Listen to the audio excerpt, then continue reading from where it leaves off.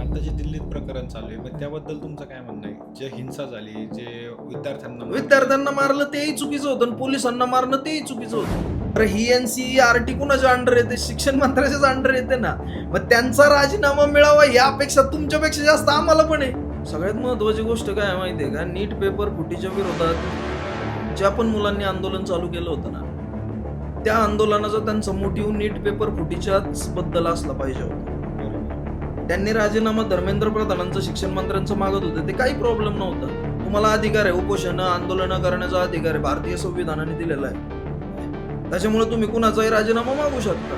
पण तो राजीनामा मागते वेळी तुम्ही ज्या स्टेजवरनं हे आंदोलन करताय ना, त्या स्टेजवरून एखाद्याच्या धर्माला बोलणं, एखादा नेरेटिव्ह चालवणं, याच्या मागची बॅकग्राऊंड स्टोरी अशी असू शकते की मुघलांचा इतिहास हटवला म्हणून सगळे जे हिंदूशी ज्यांना त्रास आहे, हिंदुत्वाशी ज्यांना त्रास आहे, असे सगळेजण आज रस्त्यावर दिसत आहेत. बंगालच्या जे आतंकवादी संघटना आहेत त्यांचं एक लेटर इश्यू झालं की बांगलादेशचं की ह्या जे आंदोलन चाललंय त्या आंदोलनाला ते समर्थन देत आहेत. याची भीती कुठंतरी असणारच ना मनात. त्या इनसिक्युरिटीतनं पण हे आंदोलन मोठं केलं जात असावं. शर्जील इमाम आणि उमर खालिद नावाचे 2 जण पाठीमागे अटकेत आहेत. UAPAच्या कायद्यानुसार त्यांच्यावरती गुन्हे दाखल केलेले आहेत. का गुन्हे दाखल आहेत माहितीये का? त्यांच्या अशा प्रकारचे वक्तव्य आहे की हमारे पास अगर 5 लाख लोग होंगे तो हम आसाम को इंडिया से परमानेंटली कट कर सकते हैं और हम सबको एक रहना है. एक टाइम आएगा जब हम रेलवे लाइन उखाड़ देंगे, चिकन नेक तोड देंगे और आसाम को परमनंटली इंडिया से कट कर देंगे. अशा प्रकारचे वक्तव्य आणि अशा प्रकारची मानसिकता ठेवणारे लोक आतंकवादीच असतात. आता NCERT साठी आपण त्यांना जबाबदार धरतो, पण ते आणतील तो नकाशा परत. नाही तर मग हा महाराष्ट्र आहे, इथं आंदोलनं अशी होतात की त्या आंदोलनांना उदाहरण म्हणून तुम्ही तुमच्या देशाला शिकवू शकता. अशी आंदोलनच नाहीये. अपोजिशन स्ट्रॉंग असला पाहिजे. मी त्यांच्यापेक्षा स्ट्रॉंग राज ठाकरेंना मानतो.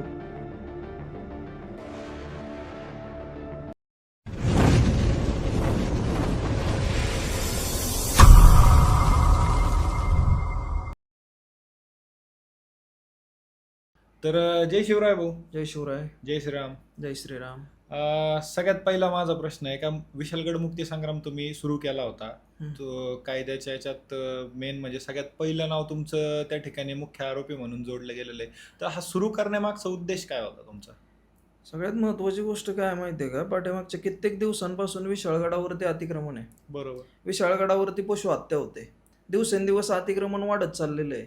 पुरातत्व विभागाच्या नियमानुसार तुम्ही नवीन बांधकाम गडावरती करू शकत नाही. जिथं ASI ज्या ठिकाणी आहे त्या ठिकाणी तुम्ही नवीन बांधकाम करू शकत नाही.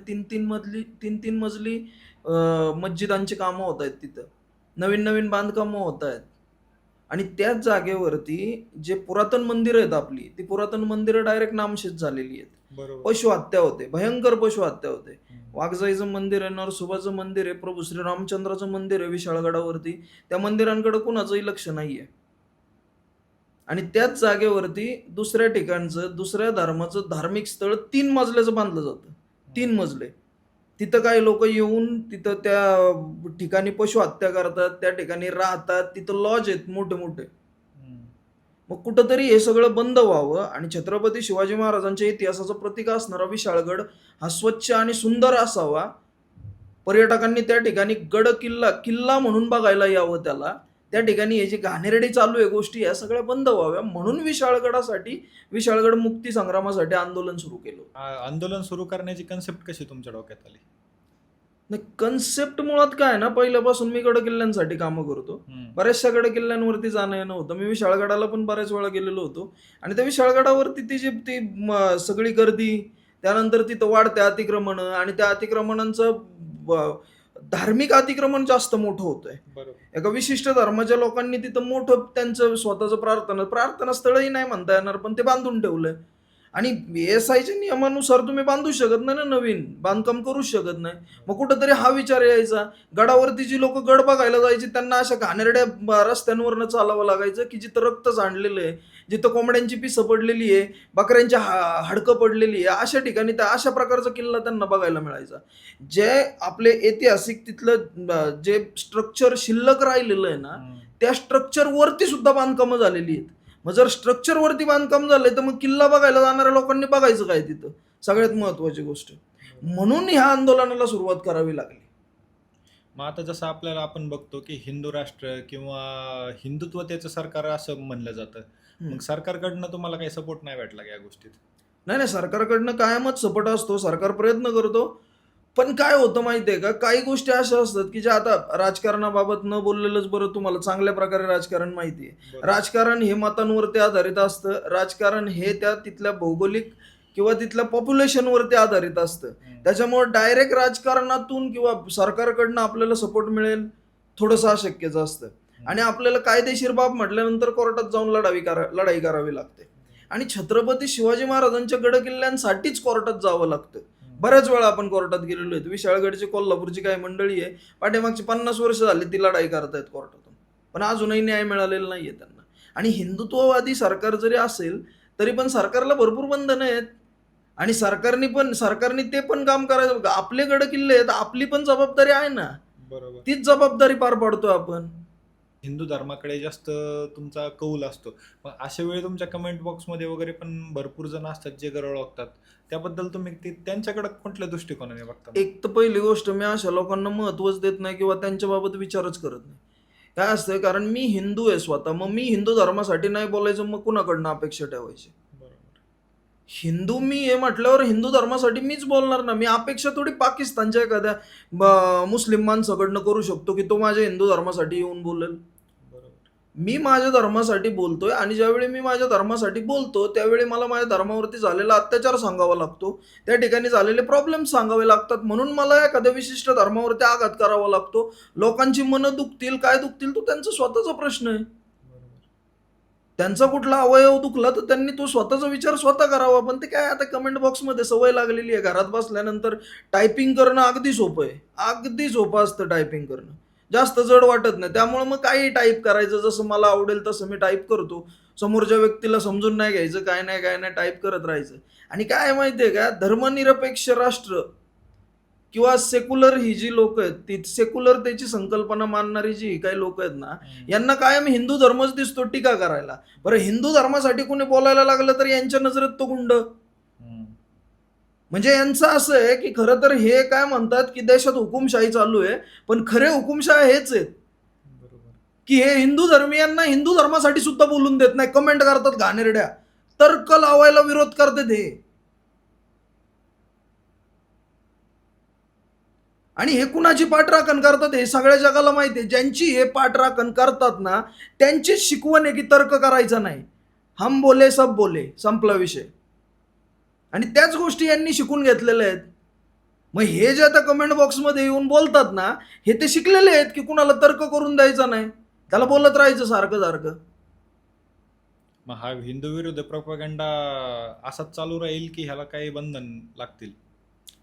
कसं आहे माहिती आहे का, हिंदू विरोधी जो प्रोपोगंडा आहे ना, हा पाठीमागच्या भरपूर वर्षांपासून चालू आहे. हा काय आत्ता नवीन आत्ता उदयाला आलाय किंवा काय झालंय असं काय नाहीये.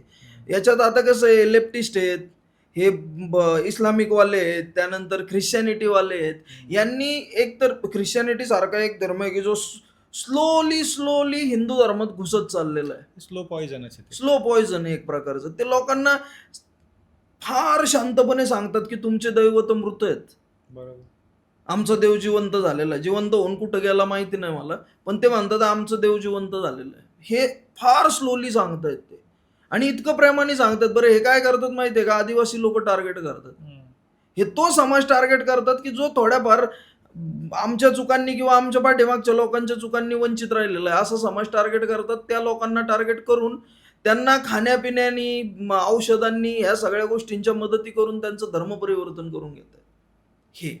आणि दुसरे जे आहेत ना, त्यांचं सरळ आहे की हम हमारी ताकद बढ़ाएंगे. मग ती ताकद कसल्याही पद्धतीने ते वाढवू शकतात. मग ते लोकसंख्येच्या प्रमाणाने ताकद वाढवतात, किंवा एखाद्या मोहल्ल्यातून सगळ्या हिंदूंना हाकलून देऊन ताकद वाढवतात, पॉलिटिकली ताकद वाढवतात, प्रोपोगंडा पसरवतात, सेक्युलरतेचं विष पेरायला लागलेले आहेत समाजामध्ये की तुझा धर्म तो काय वाईट आहे, बाकी सगळे जगातले धर्म चांगले आहे. हे पेरणारे हेच आहेत. हळूहळू कानात सांगतात की तुमचेच हिंदू धर्मीय आहे ना, लोकांवरती अत्याचार करतात. आजपर्यंत मला नाही आठवत की इतिहासात कुठल्या तरी हिंदू राजांनी पकडून धर्माच्या नावाखाली लोकांच्या कत्तली गेलेल्या आहेत. अजिबात नाही. मग हे सांगितलं जातं की तुमचीच लोक मेजॉरिटीचा फायदा घेतात. तुमची लोक मायनॉरिटीजवरती अत्याचार करतात. आजपर्यंत कुठेही झालेला नाही. उलट मेजॉरिटेड लोकांवरतीच अत्याचार होतोय, हिंदूंवरतीच अत्याचार होत आहेत. मग हा प्रोपगंडा जर थांबवायचा असेल ना, तर येणाऱ्या काळात हिंदूंना एकत्रित व्हावं लागेल. विशेष करून विद्यार्थी वर्गाला एकत्रित व्हावं लागेल. कारण विद्यार्थी वर्गाचं कसं आहे, तुम्ही एकदा विद्यार्थी दशेतच तुम्ही हिंदू धर्माला समजून घ्यायला लागलात, तुमच्या देशाला, तुमच्या राष्ट्राला, तुमच्या देवाला समजून घ्यायला लागलात ना, की हळूहळू तुम्ही येणाऱ्या पिढ्यांमध्ये पण ते देण्याचा प्रयत्न करता. तुमची मुलं झाल्यानंतर ती आपोआप त्या पद्धतीचे होतात. आता आमच्या वेळेस काय झालं, 1947ला भारत स्वतंत्र झाला.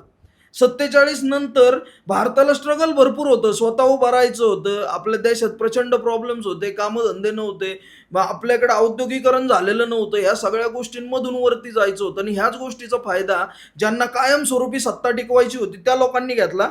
ह्याच गोष्टीचा फायदा ज्यांना हिंदू धर्म पूर्णपणे संपवून टाकायचा होता त्यांनी घेतला. ह्याच गोष्टीचा फायदा इतर 2 धर्मांनी पण घेतला. त्यांनी आपोआप स्वतःची पाळंमुळं पसरवायला सुरुवात केली, की लोक आता कामधंद्यांमध्ये व्यस्त आहेत. त्यांना धर्म कळणार नाही, त्यांना देव कळणार नाही, त्यांना राष्ट्र कळणार नाही. अशा वेळी त्यांनी या सगळ्या गोष्टी पसरवल्या आणि आपल्या त्या 2-3 पिढ्यांना आहे ना, जवळपास 90% सेक्युलर करून टाकलं. 90% ती लोक धर्म मानेनाशी झाली. ती देव मानायची पण त्या धर्माच्या बाबतीत ती सजग नव्हती. आणि त्याचाच परिणाम आपल्याला अजूनही बघायला भेटतोय. अजून जरी आपण धर्म म्हणून एकत्रित आलो ना, तरी सुद्धा आपण काही मुद्द्यांवरती धर्म मानतच नाही. बरोबर आहे. मग हा जर प्रोपगंडा आपल्याला म्हणजे हे जे काही चाललेलं आहे ना हिंदू धर्माविरोधातलं, हे जर आपल्याला येणाऱ्या काळात संपवायचं असेल ना, तर सगळ्यात पहिल्यांदा आपल्याला एकत्रित होणं गरजेचं आहे. एकत्रित म्हणजे कशासाठी, की आपण समजून घेतलं पाहिजे आपल्या धर्माला. आणि आपण ही गोष्ट तर सगळ्यात पहिल्यांदा समजून घेतली पाहिजे, की जगाच्या पाठीवरती हिंदूंचं एकच आश्रयस्थान आहे, ते म्हणजे हिंदुस्थान. बरोबर. उद्या जर कदाचित तुम्हाला हिंदुस्थानमधून बाहेर पडायची वेळ आली ना, तर तुम्हाला समुद्रात जीव देण्याशिवाय पर्याय राहणार नाही. कारण तुम्हाला दुसरी कुठली भूमी थारा देणार नाही. तुम्ही अख्ख्या जगाला थारा दिला, तुम्हाला कुणीच थारा देणार नाही, हे लक्षात ठेवायचं. बरोबर. एक तर मग दुसरा धर्म स्वीकारा, नाही तर मरा, अशा प्रकारचे ऑप्शन्स असतील तुमच्याकडे. त्याच्यामुळे आता तुमच्याकडे वेळ आहे. मी ते असं म्हणणार नाही की धर्म खतरे में, अजिबात नाही. मी नाही म्हणत तसं काय. मला माहिती आहे आम्ही 100 कोटी आहे, आम्हीच लोकांना खतऱ्यात टाकू. आम्ही खतरे में नाहीये. पण काय आहे की मी का म्हणतोय या सगळ्या गोष्टी, कारण येणाऱ्या काळात आता जागतिक राजकारण जर तुम्ही पाहिलं ना, तर जागतिक राजकारण भयंकर आहे. भयंकर युद्ध चालू आहेत आणि ह्या सगळ्या युद्धांचा परिणाम येणाऱ्या काळात आपल्या देशावरती पण होणारच आहे. मग आधीच आपण सुधरून समजून राहिलं पाहिजे, एकत्र राहिलं पाहिजे. तुम्ही आता जसं म्हणले की हिंदू खतरे में नाहीये, मग हिंदू खतरे में हा मुद्दा फक्त इलेक्शनच्या वेळेसच का उठावला जातो? नाही, हिंदू खतरे में आहे असं म्हणणाऱ्या लोकांना मी एक गोष्ट सांगतो, की तुम्ही कायम स्वतःची कमजोरी नका दाखवत जाऊ. आम्ही कुणाला घाबरत नाही. सरळ आहे, आम्हाला हिंदूंचं राज्य आणायचं. तुम्ही डायरेक्ट तुम्हाला ज्यावेळी इलेक्शनमध्ये जर इलेक्शनला तुम्ही वापर करताना ह्या जुमल्याचा, तर मग त्यावेळी तुम्ही स्पष्ट म्हणा की आम्हाला हिंदूंकडनं मतदान पाहिजे, ते मिळतं. हिंदू खतरे में नाहीये. हिंदू लोकांना खतरे पैदा करतो. हिंदू लोकांना खतरे पैदा करतो. हिंदू खतरे में नाही, देश खतरे में आहे आपला. हिंदू नाहीये खतरे में. देश का खतरे में आहे, तर आपल्या देशात काही राज्य असे आहेत की जे मायनॉरिटीज आहेत, तिथं हिंदू मायनॉरिटीज आहेत. आणि ते मायनॉरिटीज असल्या कारणाने काय होतं की त्या ठिकाणी कधी पण डेमोग्राफी चेंज होऊ शकते. ती डेमोग्राफी चेंज झाल्याच्या नंतर आपल्या देशाला प्रॉब्लेम येतील, आपल्या काही राज्यांना प्रॉब्लेम येतील. त्या ठिकाणचं हिंदू 100% खतरे में. पण बाकीच्या ठिकाणी कसं आहे, हिंदू मेजॉरिटेड आहे, पॉवरफुल आहे, उत्तर देऊ शकतो, स्वतःची ताकद कमी आकायची नसते कधीच. पण काही राज्यांमध्ये आहे, तर तो खतरे में म्हणजे कसा की काही राज्यांची तुटायची वेळ आलेली आहे. आता तुम्ही जसं म्हणले की भारत खतरे में किंवा देश खतरे में, तर देश खतरे में किस वजह से? भारत खतरे में एवढ्यासाठी आहे की आपल्या आजूबाजूला 2 देश बसलेले आहेत. एक पूर्व पाकिस्तान आणि दुसरा पश्चिम पाकिस्तान. आता लोक म्हणतील तो बांगलादेश आहे. नाही, मी त्याला बांगलादेश मी स्वतः त्याला बांगलादेश मानतच नाही. मी त्याला पूर्व पाकिस्तानच मानणार. कारण तो आहेच. तो पूर्वीही होता आणि आत्ता पणच आहे. काय आवामी लीगच्या वेळी काहीतरी थोडेफार बदल त्यांच्याकडे झाले होते, थोडंसं त्यांनी सेक्युलरपणाचं ढोंग केलं त्यावेळी, पण खरं तर ते पूर्व पाकिस्तानच येतो आणि पश्चिम पाकिस्तान. हे 2 जे देश आहे ना, हे आपल्यातनं बाहेर फक्त एवढ्यासाठीच पडलेले आहेत की यांना भारताच्या आणखी 10-12 शकलं करायची आहेत, आणखी तुकडे करायचे आहेत. ह्या लोकांपासून आपण कायम धोक्यात आहे. आपल्याला कायम सांगितलं जातं प्रगतशील देशाकडे बघा, पाकिस्तानकडे काय बघता. अरे जो आमचे तुकडे करण्यावरती टपलेलं आहे त्याच्याकडेच तर पहिलं लक्ष ठेवून राहणार ना आम्ही. बरोबर. काय आमचं लक्ष त्याच्यावरती का आहे? कारण तो आमचे तुकडे करण्यासाठी 1947 पासून बसलेला आहे. त्याची इच्छा आहे की आणखी पण भारताचे तुकडे व्हावे बरोबर. आणि ते होऊ नये म्हणून आम्हाला एकत्रित राहणं गरजेचं आहे. भारताच्या आतलं म्हणजे आताच तुम्ही बघितलं की विद्यार्थ्याचं प्रचंड प्रमाणात आंदोलन चालू आहे. नीटचा पेपर फुटला, हम्म. त्याच्यावर बीजेपीच्या काही लोकांचं राजीनामा मागितला जातोय. हम्म. स्वतः नरेंद्र मोदीचा सुद्धा राजीनामा मागितला जातोय. ह्या दृष्टिकोनाकडे तुम्ही कसं बघता? सगळ्यात महत्वाची गोष्ट काय आहे माहितीये का? नीट पेपर फुटीच्या विरोधात ज्या पण मुलांनी आंदोलन चालू केलं होतं ना, त्या आंदोलनाचा त्यांचा मोटिव्ह नीट पेपर फुटीच्याच बद्दल असला पाहिजे होता. बरोबर. त्यांनी राजीनामा धर्मेंद्र प्रधानांचं, शिक्षण मंत्र्यांचं मागत होते, ते काही प्रॉब्लेम नव्हता. तुम्हाला अधिकार आहे, उपोषण आंदोलन करण्याचा अधिकार आहे, भारतीय संविधानाने दिलेला आहे. काय त्याच्यामुळे तुम्ही कुणाचाही राजीनामा मागू शकता. पण तो राजीनामा मागते वेळी तुम्ही ज्या स्टेजवरनं हे आंदोलन करताय ना, त्या स्टेजवरून एखाद्याच्या धर्माला बोलणं, एखादा नेरेटिव्ह चालवणं.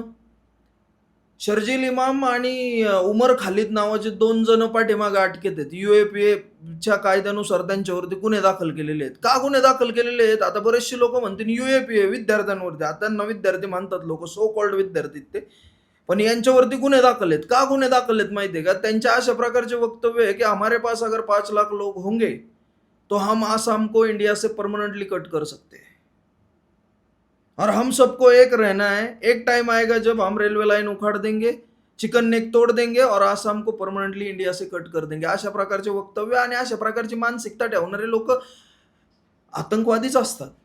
ह्या लोकांना सपोर्ट करणारे वाक्य त्या ठिकाणी बोलले गेले. भारत मातेच्या विरोधात बोललं गेलं. भारत मातेच्या विरोधात, की जी संकल्पना आम्ही नाही मांडलेली. आमच्या स्वातंत्र्यासाठी जे आमचे महापुरुष लढले त्यावेळी त्यांनी मांडलेली आहे भारत माता नावाची संकल्पना. आणि आमच्या पूर्वी सनातन धर्माच्या सुरुवातीपासून तिला भारत माताच म्हणतो आम्ही. आणि त्या भारत मातेला जर तुम्ही तिच्याबाबत वाईट साईड बोलता, प्रभू श्री रामचंद्रांबाबत वाईट साईड बोलता, तर हे आंदोलन विद्यार्थ्यांचं थोडी आहे. मग तर स्पष्ट तुमचा अजेंडा हिंदू धर्माच्या विरोधात आहे, तुमचा अजेंडा हिंदुत्वाच्या विरोधात आहे.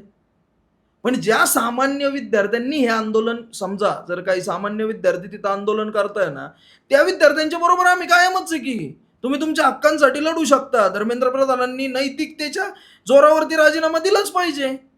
कारण आपल्या ज्या आता ह्या काय म्हणतो आपण त्याला, शिक्षण व्यवस्थेने NCERTने 8वीच्या पाठ्यपुस्तकातून मराठा साम्राज्याचा नकाशा काढून टाकला. बरोबर. त्याच्या विरोधातही मुंबईला मी आंदोलन केलं.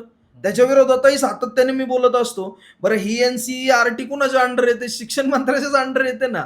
मग त्यांचा राजीनामा मिळावा यापेक्षा तुमच्यापेक्षा जास्त आम्हाला पण आहे. बरोबर. पण आम्ही कुठेही अशा प्रकारची वक्तव्य नाही ना केली. आम्ही आमचा मुद्दा सरळ ठेवला. आम्ही आमच्या मुद्द्यात थोडी म्हणत होतो की याला सोडा, त्याला सोडा, हे करा, ते करा. आम्ही आमच्या मुद्द्यात थोडे आमदार, खासदार, मंत्र्यांना शिवाय देत बसलो. आम्ही फक्त NCERTने 8वीच्या पाठ्यपुस्तकातला काढून टाकलेला नकाशा परत आणून द्या आम्हाला. कारण आमचा लढा त्यासाठी आहे. आम्ही हायकोर्टात गेलो. आम्ही हायकोर्टात याचिका दाखल केली. आम्ही कुणालाही उमर खालिद, शर्जील इमामला सोडा म्हणून आंदोलन नाही ना केली. बरं, ते आंदोलन चालू होतं का चेष्टा तेही कळालं नाही. पण मग याच्या उलट तर शिक्षण मंत्र्यांनी तर प्रत्येकाच्या पाठ्यपुस्तकातून मुघलांचा इतिहास पण हटवलाय. हो, हटवलाय ना, 100% हटवलाय. त्या गोष्टीसाठी आपण त्यांना मानू. याच्या मागची बॅकग्राऊंड स्टोरी अशी असू शकते की मुघलांचा इतिहास हटवला म्हणून सगळे जे हिंदूशी ज्यांना त्रास आहे, हिंदुत्वाशी ज्यांना त्रास आहे, असे सगळेजण आज रस्त्यावर दिसत आहेत. बंगालच्या जे आतंकवादी संघटना आहेत त्यांचं एक लेटर इश्यू झालं की बांगलादेशचं, की ह्या जे आंदोलन चाललंय त्या आंदोलनाला ते समर्थन देत आहेत. तर मग ह्या गोष्टी कुठंतरी आतंकवाद्यांना पण चांगल्या वाटत आहेत. कदाचित हे असू पण शकतं. कारण जर यांचा सगळा इतिहासच निघाला तर पुढे येणाऱ्या आमच्या पिढ्या सुदृढ राष्ट्रभक्त, देशभक्त, देवदेश, धर्मभक्त का नाही होणार नाही का? बरोबर. मग याची भीती कुठंतरी असणारच ना मनात. त्या इनसिक्युरिटीतनं पण हे आंदोलन मोठं केलं जात असावं, काही सांगता येत नाही. बऱ्याचशा गोष्टी आहे, शक्यता पडताळून पाहणं गरजेचं असतं. मी कायम शक्यता पडताळून पाहतो त्यानंतर बोलतो. बरोबर. असू शकतं असंही. धर्मेंद्र प्रधानांनी मोगलांचा बराचसा इतिहास काढून टाकला, काढून टाकलंय. बऱ्याचशा गोष्टी पण काढून टाकल्या त्यांनी. आता NCERT साठी आपण त्यांना जबाबदार धरतो, पण ते आणतील तो नकाशा परत. बरोबर. नाही तर मग हा महाराष्ट्र आहे, इथं आंदोलनं अशी होतात की त्या आंदोलनांना उदाहरण म्हणून तुम्ही तुमच्या देशाला शिकवू शकता अख्ख्या. बरोबर. अशी आंदोलनं होतात आमच्याकडे. बरोबर. काय आमच्याकडे जर रस्त्यावरची गाडी तर सोडा, रस्त्यावरती कागदाचा कपटाही पडलेला नसतो. काय आमच्या इथं पाण्याची बाटली सुद्धा आंदोलक उचलून घेऊन जातात. अशा प्रकारची आंदोलनं आमच्याकडे होतात. हे असे भिकारचाळे होत नाही. महाराष्ट्र आहे. इनडायरेक्टली तुम्ही जरांगे पाटलाचं उदाहरण तर नाही द्यात. जरांगे पाटलांच्या अगोदरही मराठा मोर्चे झाले होते, असेच झाले होते ना. बरोबर. त्याच्यानंतर हे हिंदू धर्मासाठी मोर्चे होतात, असेच होतात ना. हिंदू धर्मासाठी झालेल्या मोर्चात कधी कुठली दंगल झाली, हिंसाचार झाला अजिबात. काय? हा, जर तुम्ही आता म्हणाल की तुम्ही विशाळगडचं आंदोलनच नव्हतं. विशाळगडाचा मुक्तीसंग्रामाचा लढा होता तो. टीका करणारे म्हणतात की आंदोलनामुळे तणाव वाढतो. मग तो नेमकं वाढतो कुणाचा? आंदोलन करणाऱ्याचा वाढतो का सरकारचा वाढतो? नाही, आंदोलनामुळे तणाव नाही वाढत. आंदोलनं झाली पाहिजे, लोकांनी विरोध केला पाहिजे, फार गरजेचं आहे, फार गरजेचं आहे. लोकशाही राष्ट्र टिकून राहण्यासाठी तुम्ही तुमच्या सरकारच्या चुका लोकांना सांगणं गरजेचं आहे. बरोबर. कारण तुम्ही लोकशाहीत राहता. तुम्ही जर हुकुमशाहीत राहत असता तर विषय वेगळा होता, मग आंदोलनं नसती गेली. आंदोलनं करणं गरजेचं आहे. मग आता जे आंदोलन करताय त्या आंदोलनात झालेली हिंसा ही बरोबर आहे का? अजिबात नाही, अजिबात नाही. मी स्वतःपासून सांगेल त्या सगळ्या गोष्टी की आंदोलनात हिंसा नको आहे. कारण तुम्ही हिंसा कोणाबरोबर करणार आहे? तुमच्या बरोबर आलेल्या आंदोलकाबरोबर का तुम्हाला तुमच्याच सारख्या सामान्य घरातून गेलेल्या पोलीस अधिकाऱ्याबरोबर? कुणाबरोबर हिंसा करणार तुम्ही? आता जे दिल्लीत प्रकरण चालू आहे, मग त्याबद्दल तुमचं काय म्हणणं आहे? जे हिंसा झाली, जे विद्यार्थ्यांना मारलं तेही चुकीचं होतं आणि पोलिसांना मारणं तेही चुकीचं होतं. दोन्ही एवढ्यासाठी सांगितलं कारण त्या ठिकाणी ना काही विद्यार्थी असे पण आहे की खरंच त्यांच्या घरातलं कोणीतरी वारलेलं आहे. काय ज्यापैकी एक नाशिकचा विद्यार्थी आहे. सकाळी मी त्याचं पूर्ण हे पाहिलं. त्याचा भाऊ खरंच गेलाय या नीट पेपर फुटीमुळं, खरंच गेलाय. कारण काही लोक त्यांच्या एज्युकेशन बाबत प्रचंड सिरियस असतात. बरोबर. तो गेला तो पोरगा, मग तो खरंच आंदोलक येणार आहोत. पण त्या आंदोलकाच्या नावाखाली हे सोंगाडे जो तो विजेता दह्या तो तिकडे मॉलमध्ये फिरत होता, बर्गर घेऊन बर्गर खात होता. हा अभिजित दिपके गाडीत लपला होता. त्या आणखी 2 जण आहेत ते नड्डा बरोबर तिकडे ते याला होते, एसी रूम मध्ये बसलेले होते. आंदोलक मार कोण खात होतं? विद्यार्थी, सामान्य विद्यार्थी. आणि इतर जे गुंड होते ते गाड्या फोडण्यात व्यस्त होते. मग हे कसलं आंदोलन? म्हणजे ह्या आंदोलनाच्या नावाखाली तुम्हाला विद्यार्थ्यांना संपवायला निघाले तुम्ही. बरोबर आहे. आंदोलन जे तुम्ही करत होते महिन्याभरापासून शांततेच्या मार्गाने तुमचं काय चाललं असेल तिथं ठीक होतं काय, पण त्या ठिकाणी तुम्ही देशाच्या विरोधात, धर्माच्या विरोधात, बरं अख्खे सगळे लेफ्टिस्टच गोळा झालेत ना तिथं. हा, बरोबर. शिक्षणाबाबत राईट विंगर्स वाल्यांना काय वाटतच नाही का? सगळ्यांना वाटतं, पण तुमचे चाळे वेगवेगळे चाललेत ना तिथं. त्या ठिकाणी अल्लाह अकबरचे नारे, भारत तेरे तुकडे होंगे, या गोष्टी चाललंय काय? चाललंय. तुम्ही खरंच आंदोलन करताय. ही आंदोलनाची दिशा जरा बदलायचा प्रयत्न दिशा भरकटवलीच त्यांनी, 100% भरकटवली. आंदोलन बदलायचा प्रयत्नच नाही, दिशाच भरकटवली त्यांनी डायरेक्ट. बरोबर आहे. जर तुम्हाला आंदोलन तुम्ही विद्यार्थ्यांसाठी करता तर मग तिथं मुद्दा फक्त विद्यार्थीचा असला पाहिजे, शिक्षण व्यवस्थाच असली पाहिजे, धर्मेंद्र प्रधानांचा राजीनामाच असला पाहिजे, प्रभू श्रीरामचंद्र नसले पाहिजे, 370-35 का हटवलं आणि ते परत आलं पाहिजे, हे मुद्दे नसले पाहिजे. हे मुद्दे काय करतायत तिथं? काय मुद्दा घ्यावा, कुठला मुद्दा घ्यावा हे आंदोलकाला कळालं पाहिजे. आंदोलक तसे तयार होतात. बरोबर. तो एक हिंदी पिक्चरचा डायलॉग आहे, हमारी मांगे पुरी करो. ती जज म्हणती काय? नाही हमारी मांगे पुरी करो. ती म्हणते अरे काय काय तुम्हारी मांग क्या है, काय पूर्ण करायचं? ते म्हणतो नाही सिर्फ हमारी मांगे पुरी करो. अरे मांग काय तिथं कळू दे. 1000 लोक आंदोलन करतात, 1000 लोकांचं प्रत्येकाची मांग वेगळी असते हो. कुणाला चिकन बिर्याणी आवडती, कुणाला मटन बिर्याणी आवडती, कुणाला प्रॉन्स बिर्याणी आवडती, कुणाला कचोरी आवडती, कुणाला समोसा आवडतो, कुणाला दुसरंच काय आवडतं. प्रत्येकाची मागणी वेगळी असते ना. पण तुम्ही आंदोलन केलंय कशासाठी? विद्यार्थ्यांसाठी.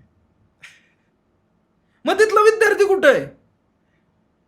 शिक्षण व्यवस्थेत काहीतरी लूप होल्स आहेत, शिक्षण व्यवस्था वाईट आहे, शिक्षण व्यवस्था चुकीची आहे. मग शिक्षण व्यवस्थेच्या विरोधात बोला ना. बरोबर आहे. बरं, जो तिकडनं आलाय अमेरिकेवर नका कुठं तरी, मला नाही माहिती तो अभिजित दिपके, मी काय एवढा खास त्याला ओळखत नाही. हा जो आलाय तिकडनं, याला तरी कळतंय का याचा मुद्दा काय आहे?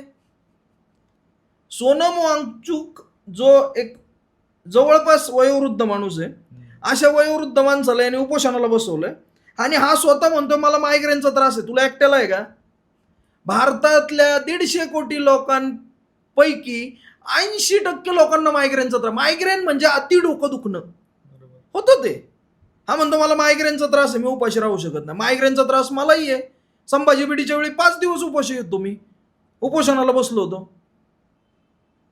आता कधी कधी जर मी एखाद्या कामात व्यस्त असेल ना, तर मी 2-2, 3-3 दिवस आहे ना एक टाइम खातो सकाळी, त्यानंतर मग लक्षातच नसतं. त्रास तर आम्हाला पण आहे ना.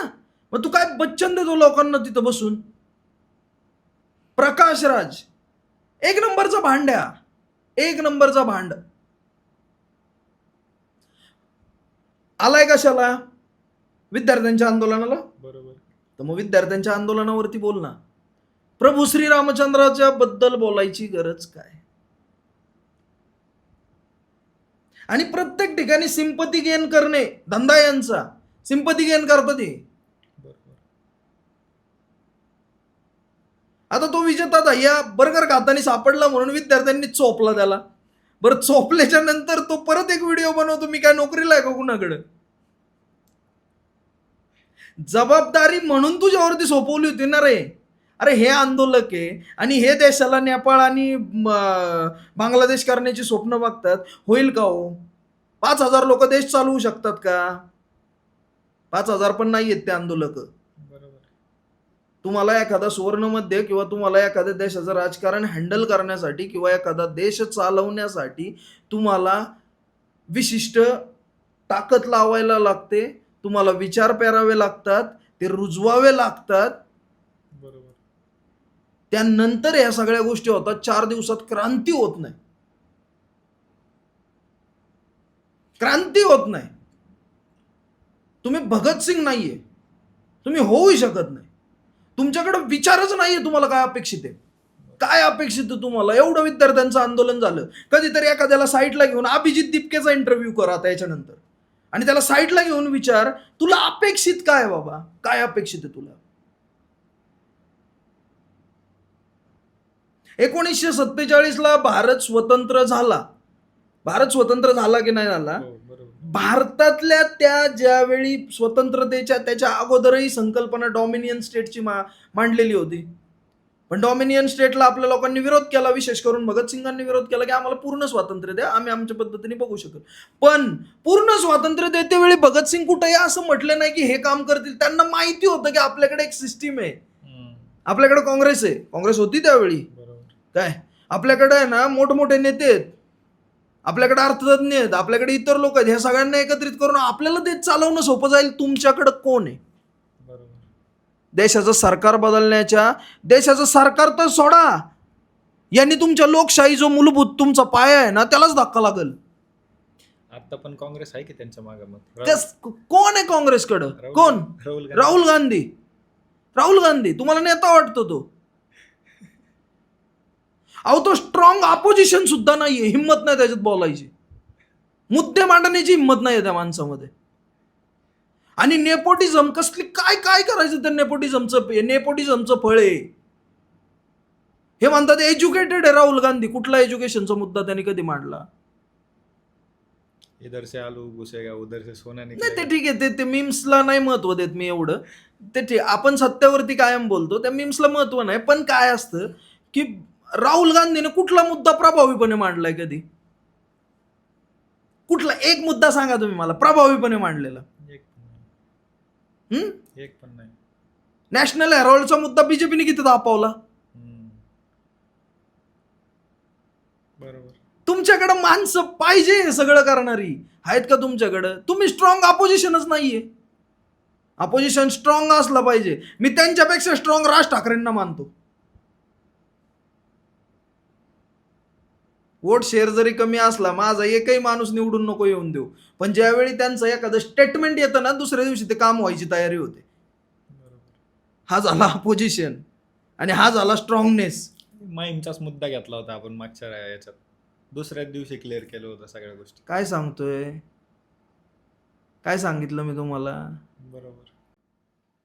हा राहुल गांधी हा स्ट्रॉंग अपोजिशन सुद्धा नाहीये. तुम्ही पंतप्रधानाची स्वप्न बघता त्याची?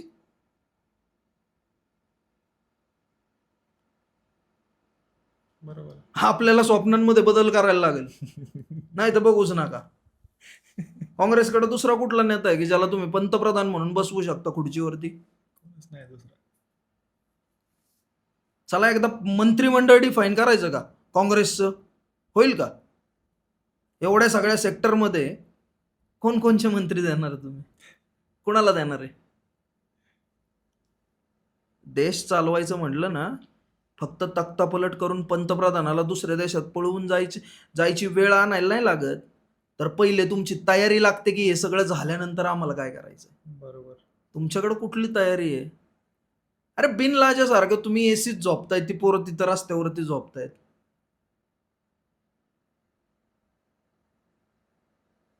बरोबर. नाही समजू शकत ही लोक कधीच. देश चालवणं म्हणजे सोपी गोष्ट नाहीये, ही यांना कळाली पाहिजे. यांनी या गोष्टीचा विचार केला पाहिजे. उचलली जीभ लावली टाळ्याला म्हणून देश चालत नाही. बरोबर. तुम्ही जे सोशल मीडियाला अशीच आक्रमक भूमिका जी वापरता ती योग्य आहे का? कशाबाबत आक्रमकता मला नाही कळत. प्रत्येक गोष्टी हिंदुत्वाबाबत, इतर गोष्टींमध्ये हिंदुत्व आता जवळपास तुमचे नाही, सगळ्याच आक्रमकता गोष्टीवर असलीच मुद्दे पाहिजे. काय होतं माहितीये का, आक्रमकता नसल्यानंतर काय आहे, हे बघा, बऱ्याचशा लोकांना वेगवेगळी माध्यमं असतात जागृत करण्यासाठी. माझ्याकडे सोशल मीडिया नावाचं माध्यम आहे, मी लोकांना जागृत करण्याचा प्रयत्न करतो आणि लोकांनी मला एक्सेप्ट केलं ह्या आक्रमकतेमुळेच केलं. जर मी आक्रमकता सोडून बसलो आज, नाही, मलाही कुटुंब आहे, मलाही इतर गोष्टी आहे, मलाही सगळ्या गोष्टी असतात, पण काय होतं माहितीये का, तुम्हाला ती आक्रमकता लोकांपर्यंत पोहोचवणं फार गरजेचं आहे. बरोबर. फार गरजेचं आहे. मी हातावरती भगतसिंग गोंदलेले आहेत, कदाचित मी त्यांच्यासारखं कधीच होऊ शकत नाही, 100% नाही होऊ शकत, किंवा त्यांचा विचार पण आम्ही मनात आणू शकत नाही. कारण वयाच्या 23व्या वर्षी फासावरती जाणं, ते देशासाठी, एवढ्या कमी वयात हौतात्म्य पत्करणारा एवढा विचारी माणूस भगतसिंगच आहे. काय बरोबर. लोक आपल्याकडे कमांडर चे गोवेराचा प्रचार करतात, फिडल कास्त्रोचा प्रचार करतात, पण कधी भगतसिंगाचा प्रचार करताना नाही पाहिलं. बरोबर. एवढ्या कमी वयात फासावरती जाणारा माणूस येतो, पण त्यांच्याही बोलण्यात आक्रमकताच होती. काही गोष्टींसाठी भगतसिंगांची एक जर आपण म्हटलं की त्यांनी गोळ्या घालून सॉन्डर्सला मारलं वगैरे वगैरे, हा एक इन्सिडेंट जर काढला तर भगतसिंग काय म्हणायचे की प्रभावीपणे तुम्हाला तुमचा मुद्दा मांडता आला पाहिजे. बरोबर. मी तो प्रयत्न करतो प्रभावी. मी अजूनही शिकतोय, मी सगळ्यांकडनं शिकत असतो. कोण काय बोलतं ना, मी त्याला ऐकतो, मी त्याच्याकडनं शिकून घेतो की याच्याकडनं आपल्याला काय करता येईल. हा कसा बोलतो, हा कसे मुद्देसूद मांडणी करतो त्या सगळ्या गोष्टींची. मी लहान लहान पोरं आता सोशल मीडियावरती प्रचंड हुशार पोरं आहेत बरं का, बरोबर. प्रचंड सुंदर मांडणी करतात ती. मी त्यांच्याकडनं शिकतोय या सगळ्या गोष्टी. ते शिकायचं कारण फक्त एवढंच आहे की पुढे चालून आपल्यालाही त्या पद्धतीने मांडता आलं पाहिजे. आपली आक्रमकता कधी कधी प्रचंड जोरात असते, त्याचा त्रासही नंतर होतो मला. बरोबर. तुमच्यासारखेच एक प्रखर आणि आक्रमक भूमिका मांडणारे सागर भैया बेग तुम्हाला माहितीच असतील, त्यांच्याबद्दल काय असं म्हणणं आहे तुमचं? भैयाचं हिंदुत्वाचं काम जोरातच आहे. कारण आता बरेच वेळा मी भेटत असतो, बाकीचे आमचे एकत्रित भरपूर वेळा मी कार्यक्रमालाही गेलेलो आहे त्यांचं. बरोबर. त्यांनी ज्या नगर जिल्ह्यात गरज होती हिंदुत्वाची, तिथं हिंदुत्वाचं काम चालू केलं आणि ते जोरात. कारण स्वतः मी श्रीरामपूरला कॉलेज केलेलं आहे, त्यामुळे मला तिथली परिस्थिती सगळी माहिती होती. तिथली परिस्थिती काय होती, प्रचंड बिकट आणि वाईट परिस्थिती होती तिथं. आज हिंदुत्वासाठी तिथं लढणारे लोक उभा तरी राहत आहेत ऍटलिस्ट. बरोबर. हे फार गरजेचं होतं.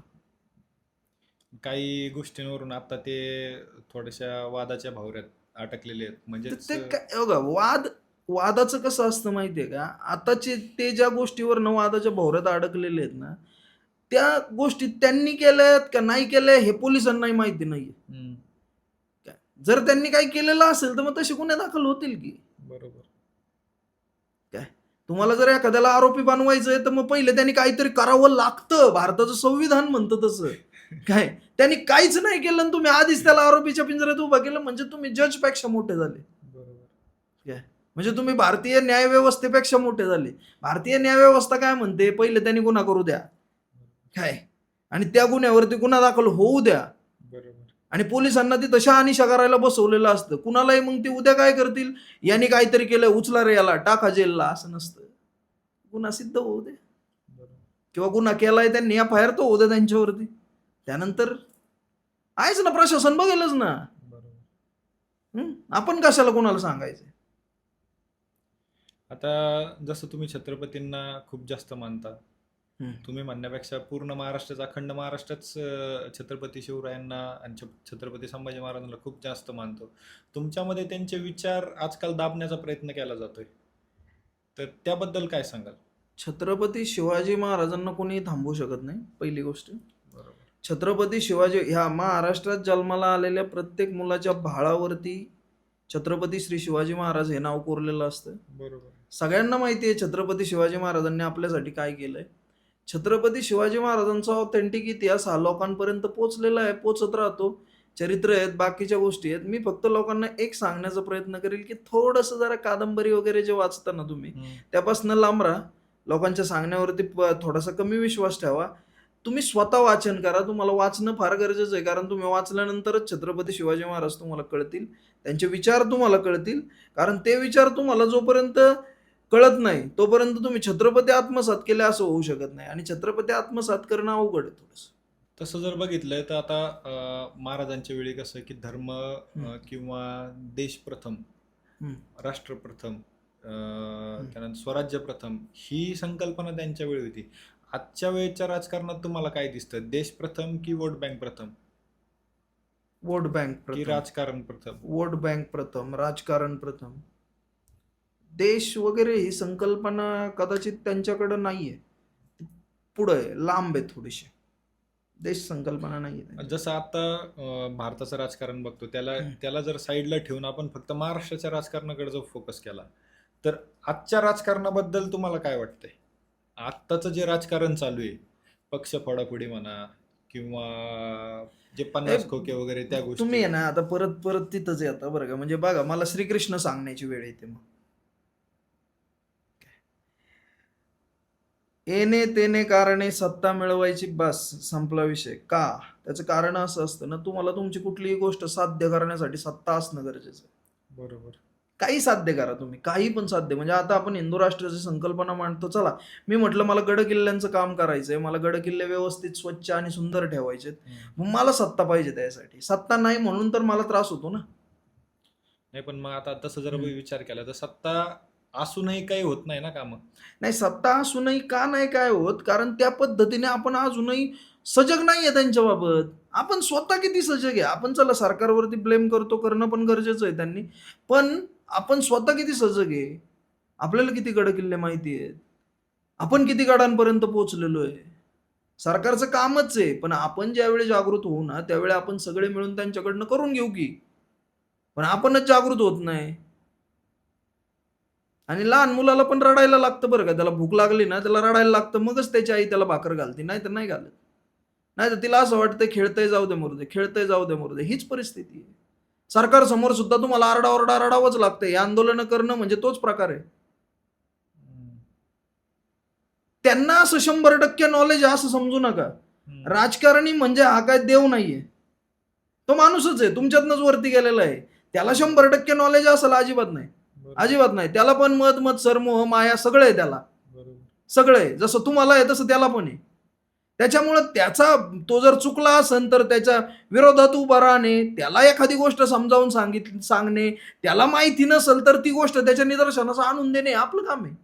लढावं लागणार ना आपल्याला.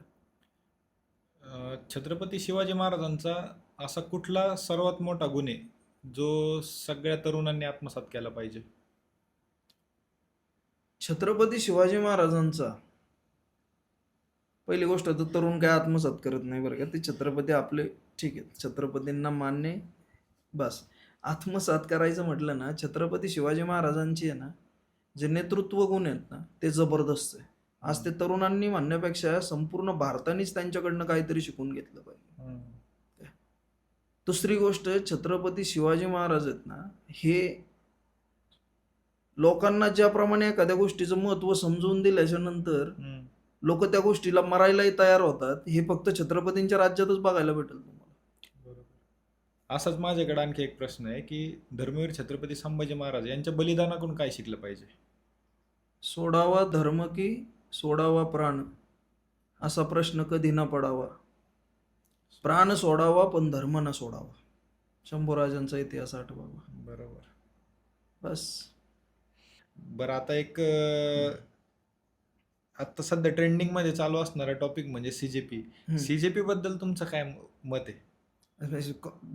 पूर्ण पक्षाबाबत जे असेल ते जे असेल ते. CJP okay. हे नाव कॉक्रोच सीजेपी कॉक्रोच जनता पार्टी, झुरळांची जनता पार्टी असं. म्हणजे तुला थोडक्यात त्यांच्या बाबत मत म्हणजे काय, तर थोडस काय झालं माहितीये का, ते त्या आपल्या सरन्यायाधीशांनी तो शब्द वापरला, त्यानंतर यांनी ती कॉक्रोच जनता पार्टी फॉर्म केली इंस्टाग्रामवरती.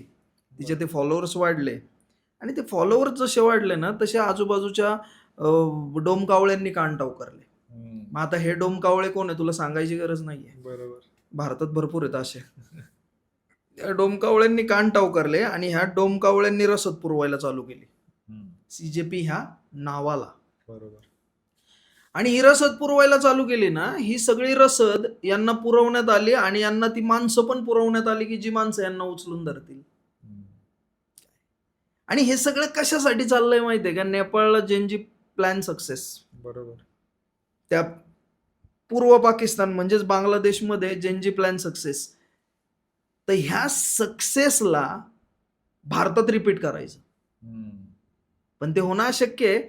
पण यांनी काय केलं, चले तो शाम तक नाही का, ते चले तो चांद तक नाही तो शाम तक, अशा पद्धतीने सीजेपीला ठेवलं होतं त्यांनी. पण आता काय झालं, त्यांची इन्व्हेस्टमेंट फायद्याची ठरली त्यांना. कारण नीट पेपर फुटीचा मुद्दा गाजला. पहिले महिनाभर यांनी त्यांच्याकडे लक्ष देणं बंद करून टाकलं होतं. बरोबर. काय पण आता काय, ते चले तो चांद तक आहे ना, हे आता म्हणतात शाम तक चला तो भी बहुत हो गया. कारण युपीचे इलेक्शन आहेत. बरोबर. ह्या सगळ्या गोष्टींचा परिणाम युपी इलेक्शन मध्ये होणार नाही. जरी झाला तरी लोकांसमोर तशा प्रकारचं चित्र तयार केलं यांनी. बरोबर. आलं का तुमच्या लक्षात? म्हणजे पूर्णपणे सीजेपी जी तयार झालेली आहे, ती सीजेपी तयार केली ही भारतीय जनता पार्टीच्या विरोधात. आपल्याला भारतीय जनता पार्टीला पाडायचंय म्हणून सीजेपी तयार केली. मुळात सीजेपीचा कुठेही विद्यार्थ्यांच्या बाजूनी कल नाहीये. सीजेपीला कुठेही कुठल्या बाकीच्या लोकांशी घेणं देणं नाहीये. तुम्ही जर सीजेपीला पाहिलं तर सीजेपी ही फक्त क्लेम करते, म्हणजे आरोप लावतीये सीजेपी. आरोप लावतीये सीजेपी फक्त. सीजेपी कुठेही असं म्हणत नाही की आम्ही काय करणार आहे. यार मी म्हणत होतो, तुझ्यात जर हिंमतच होती ना, तू केलीच होती ना पार्टी फॉर्म, तर तू म्हणायचं ना मी युपीचे इलेक्शन लढणार आहे येणाऱ्या काळात. का नाही म्हटला? तू केलीच होती ना पार्टी फॉर्म, तर येणाऱ्या राज्यातले जे इलेक्शन आहे ना त्यासाठी लढ ना. लढ, स्वतःच्या पार्टीचे कॅन्डिडेट देऊन लढ. एबी फॉर्म काढ तू सीजेपीच्या नावाने आणि लढ इलेक्शन. तू लोकसभा इलेक्शन लढ 29ला, तुझ्यात जर हिंमत असेल तर. बरोबर. हे कसं झालं माहितीये का, 97ला 1996-97ला एक नॅशनल, त्यावेळी वादविवाद आहे काय रोजच असायचे नाही का. त्यावेळी सरकार असे महिना 2 महिन्यात 5 दिवसात 8 दिवसात बदलत होती. भरपूर सरकार बदलायचे त्या काळात नाही का. तर त्या काळात त्यांना एक कम्युनिस्ट पार्टीला बहुमत मिळालं. काय कम्युनिस्ट पार्टीला बहुमत मिळालं. आणि ज्यावेळी मग संयुक्त मोर्चाची सरकार बनली होती त्यावेळेस, आणि संयुक्त मोर्चाची सरकार, त्यात कम्युनिस्ट पार्टीला सीटं चांगली होती आणि इतरही पक्षांना, मग हे सगळे संयुक्त मोर्चावाले एकत्र झाले आणि यांनी असं ठरवलं की तो कॉम्रेड ज्योती बसूंना पंतप्रधान बनवायचं. ज्योती बसू पळून गेला तिथून.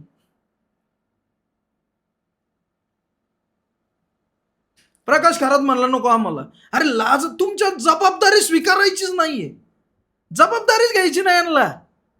यांना फक्त हा हू हल्ला गुल्ला कुणाचे तरी हस्तक म्हणून काम करायचं बास, हस्तक म्हणून काम करायचं बास. कॉक्रोच जनता पार्टी त्यांनी टाकलेला तुक्का लागला, त्या तुक्क्यावरती इन्व्हेस्टमेंट मग आम आदमी पार्टी, काँग्रेस, इतर जे काही पॉलिटिकल पार्ट्या आहेत की ज्या बीजेपीच्या विरोधक आहेत त्या सगळ्या पार्ट्यांनी इन्व्हेस्टमेंट केली. बरोबर. आता त्यांची इन्व्हेस्टमेंट फळाला येते. चले तो शाम तक का म्हटलं, ती शाम तक जरी चालली तरी सुद्धा युपी इलेक्शनला फायदा आहे. चांद तक चालली तर 29ला फायदा होईल. येतंय का तुमच्या लक्षात? म्हणजे हा पूर्णपणे राजकीय विषय. आणि ते असं दाखवत आहे की आम्ही विद्यार्थ्यांचे हिमायती आहे, आम्ही विद्यार्थ्यांसाठी केलंय हे सगळं. काय नाही केलेलं त्यांनी विद्यार्थ्यांसाठी, काही करू शकत नाही ते. आंदोलनात फक्त विद्यार्थ्यांचे मुद्दे असले पाहिजे. जर विद्यार्थ्यांसाठी तुम्ही आंदोलन करताय तर विद्यार्थ्यांसाठी आंदोलन, तुम्ही ज्या मुद्द्यासाठी आंदोलन करताना त्या मुद्द्यात तोच मुद्दा असला पाहिजे. मुद्दा बदलायचा नाही, मुद्दा बदलायचा नाही,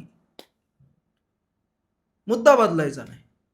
विशाळगडच्या आंदोलनात मी जर दिल्ली जंतर मंतरच्या आंदोलनाचं बोललो असतो तर नाही चालणार. बरोबर. ज्याच्यासाठी मी गेलोय ना तेच करायचं. एक शेवटचा प्रश्न तुम्हाला विचारेन. तुम्ही जसं हिंदुत्वाचा प्रचार प्रसार करता, हिंदुत्वाच्या सर्व मुद्द्यांवर तुमचे व्हिडिओज वगैरे असतात, किंवा जसं तुम्ही विशाळगड मुक्ती संग्रामात पण एकदम अग्रेसर भूमिका तुमची आहे. तर जे तरुण वर्ग आहे, जे तरुण हिंदू वर्ग आहे, त्यांना तुमचं काय सांगणार आहे? माझं सगळ्यात महत्वाची गोष्ट काय माहितीये का, मला हे बऱ्याच दिवसांपासून सांगायचं होतं पण आता सांगतो परत एकदा. माझं तरुण हिंदू वर्गाला सगळ्यात महत्वाची गोष्ट काय आहे की मित्रांनो, तुम्ही तुमचे सगळ्यांचे बिझनेस सेट करा, कामधंदे करा, गरजेचे आहेत. तुम्ही ना मार्केटमधनं यांना बाहेर काढा. तुमचं हिंदुत्वाचं तेवढंच काम असेल, तुम्ही मार्केटमधून यांना बाहेर काढा. तुम्ही एज्युकेशनच्या बाबतीत स्ट्रॉंग व्हा, शिक्षण प्रचंड घ्या, गरजेचं आहे. आपण काय करतो माहिती आहे का, हे सामाजिक काम, हिंदुत्वाचं काम, इतर कामं, ह्या सगळ्या कामांमध्ये ना आपण उपजीविकेचं साधन बनवत नाही. मी स्वतः केलेलं आहे ते, मी केलेल्या चुका सांगतोय तुम्हाला स्पष्ट. उपजीविकेचं साधन बनवत नाही, इतर गोष्टी आपण लवकर करत नाही आणि त्याचा परिणाम काय होतो की आपल्याला त्याच्या खस्ता खाव्या लागतात. आलं का लक्षात तुमच्या? त्यामुळं इथून पुढं जर तुम्ही जर करत असाल तर सगळ्यात पहिल्यांदा तुम्ही तुमच्या उपजीविकेची साधनं तयार करा. तुम्ही बिझनेसमध्ये ह्या लोकांच्या विरोधात उभे राहा. हिंदूंचं स्वतःची ताकद तयार करणं फार गरजेचं आहे आणि ती ताकद मार्केटपासून येते. बरेचसे मार्केट आपल्या हातातून गेलेले आहेत. जर तुम्ही व्यवस्थित अभ्यास केला तर तुमच्या लक्षात येईल. त्यामुळे माझं फक्त तुम्हाला सांगणं आहे की तुम्ही याच्यावरती अभ्यास करा. हिंदू व्यापारी बना, प्रचंड मोठे व्यापारी बना. व्यापारी बनणं गरजेचं आहे. बरोबर. तर धन्यवाद तुम्ही आम्हाला वेळ दिल्याबद्दल. जय शिवराय, जय शंभूराजे. जय शिवराय, जय शंभूराजे.